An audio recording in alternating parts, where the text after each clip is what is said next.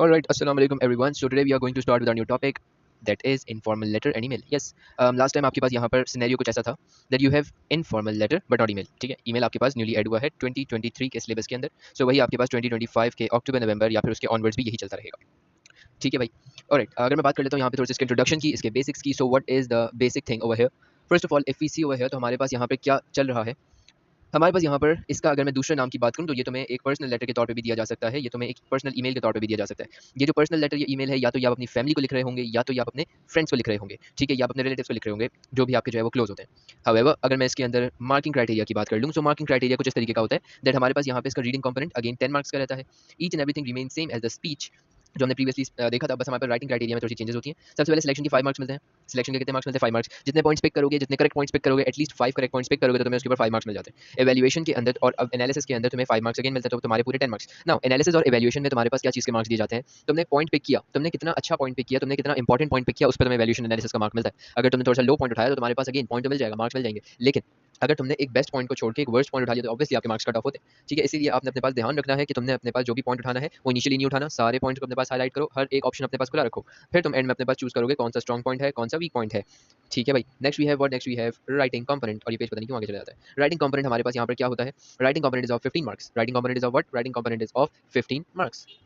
15 marks का ये हमारे पास कंपोनेंट होता है जिसके अंदर कॉम्प्लेक्स डेवलपमेंट की आपको अशद जरूरत होती है. Why complex development? So look over here.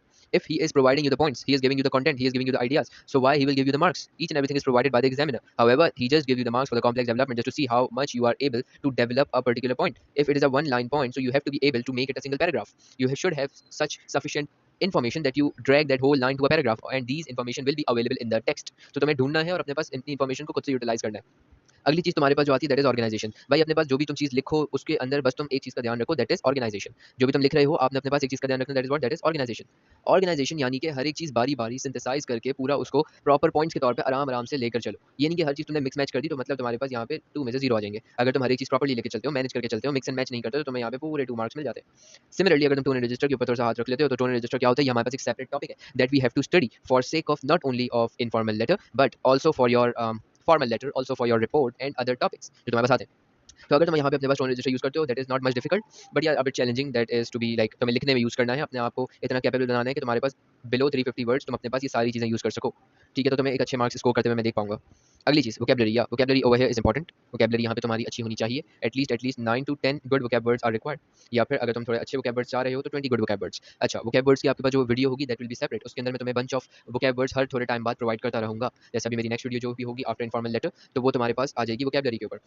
तो इंशाल्लाह we will be working on vocabulary as well. Vocabulary में तुम्हें बस इतना काम करना है, कोई भी वोकैब वर्ड उठाओ, उसको समझो, उसके ऊपर समझो कि वो तुम किस तरीके से लेकर आ सकते हो, किस जगह पर तुम उस पॉइंट को डाल सकते हो वोकैब वर्ड को, और तुम उसको आगे पर लेकर चल सकते हो. ठीक है, और उसके अपने पास एफिशिएंट अपने पास यहाँ पर सेंटेंसेस बनाना. ये नहीं लगे कि तुमने जबरदस्ती उसको वहाँ पे घुसा दिए.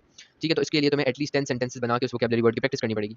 Next we talk about structural variety. तो यहाँ पे भाई स्ट्रक्चरल वैरायटी इतनी ज़्यादा आती है कि तुम्हारी सोच है. यहाँ पे मैंने कुछ तुम्हारे पास स्ट्रक्चरल वैरायटी लिख दी है. However there are more structural variety जो कि मैं तुम्हें यहाँ पर पढ़ाऊंगा. स्ट्रक्चरल वैरायटी की अगर मैं बात करता हूँ, so you have over here contraction, you have over here modal verbs, you have first conditionals, third conditional, hypophora, colon, ये सारी चीज़ें तुम्हारे पास आती हैं. इसके अलावा भी मैं तुम्हें और टॉपिक्स पढ़ाऊंगा एंड उनकी वीडियो में सेपरेट डाल दूंगा, तो तुम उसमें से देख लेना.